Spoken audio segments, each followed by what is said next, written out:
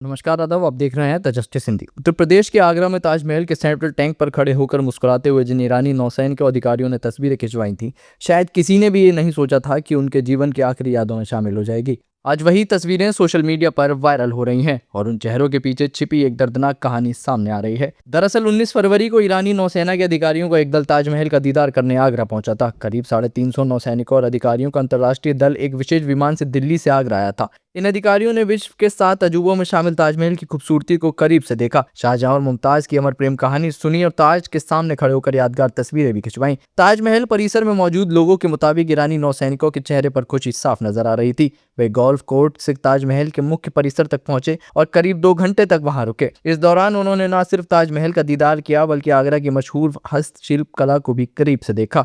लेकिन कुछ ही दिनों बाद एक ऐसी खबर सामने आई जिसने यादों को दर्द में बदल दिया। खबर आई कि अंतर्राष्ट्रीय जल क्षेत्र में अमेरिकी हमले के दौरान ईरानी युद्धपोत डूब गया, जिसमें कई नौसैनिकों की जान चली गई। बताया जा रहा है कि इस हादसे में करीब 87 नौसैनिकों की मौत हुई, जबकि 32 क्रू मेंबर्स को बचा लिया गया। दावा किया जा रहा है कि यह वही दल था जो भारत में नौसैनिकों अभ्यास में हिस्सा लेने के बाद लौट रहा था। जब सोशल मीडिया पर मारे गए नौसैनिकों की तस्वीरें सामने आई तो आगरा के कई लोगों ने उन चेहरों को पहचान लिया। ताजमहल की सुरक्षा में तैनात पुलिस और CISF के अधिकारियों को भी वह दिन याद आ गया जब ये नौसैनिक ताजमहल की खूबसूरती को निहार रहे थे।